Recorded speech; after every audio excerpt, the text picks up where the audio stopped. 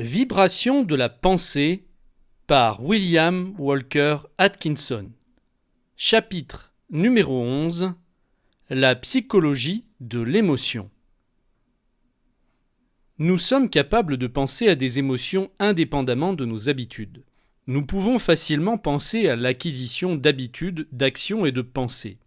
Mais nous pouvons aussi considérer les émotions comme liées aux sentiments et totalement séparées du mental. Cependant, malgré la distinction entre les deux, ils dépendent largement des habitudes. Nous pouvons contenir, accroître, développer et changer nos émotions, tout comme nous pouvons contrôler nos habitudes d'action et nos lignes de pensée. Comment réagir face à une émotion indésirable ? On dit que, par la répétition, les émotions deviennent plus profondes. Lorsqu'une personne se laisse dominer par un sentiment, tôt ou tard, celui-ci deviendra une seconde nature pour elle. Si une émotion indésirable commence à s'installer en vous, maîtrisez-la et faites tout pour vous en débarrasser rapidement.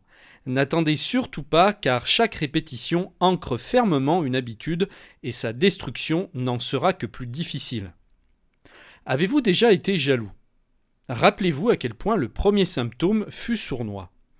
Comment cette petite voix vous a subtilement chuchoté des suggestions haineuses et comment la jalousie s'est développée peu à peu en vous au point de vous submerger complètement. Avez-vous remarqué qu'il était beaucoup plus facile d'être jaloux par la suite et que les soupçons et sentiments injustifiés étaient impossibles à chasser ? Il en est de même pour chacun de nos sentiments et chacune de nos émotions. Si vous vous abandonnez à la colère, vous vous énerverez plus facilement après, à la moindre provocation.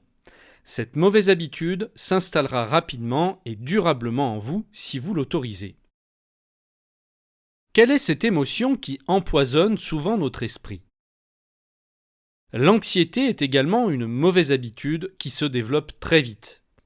Beaucoup de gens commencent par avoir peur des difficultés importantes et finissent par s'angoisser pour des petits soucis insignifiants. Ils s'imaginent que toutes sortes de malheurs vont leur tomber dessus. S'ils envisagent de voyager, ils sont certains qu'ils auront un accident. Lorsque leur téléphone sonne, ils pensent que c'est pour leur annoncer de terribles nouvelles. Si un enfant semble calme, la mère anxieuse se demande si ce n'est pas un signe de maladie grave et si son enfant ne va pas en mourir.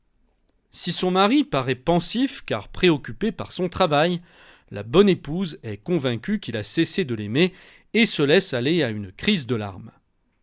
Les exemples sont nombreux où l'anxiété est la principale cause car nous l'avons autorisée à s'implanter en nous et du coup, elle se manifeste en action fréquemment. Non seulement les pensées anxieuses empoisonnent notre esprit, mais elles marquent notre front de rides profondes entre nos sourcils. Et notre voix prend ce ton plaintif et criard si fréquent chez les personnes angoissées. Ceci est un extrait du cours de William Walker Atkinson, Vibration de la pensée.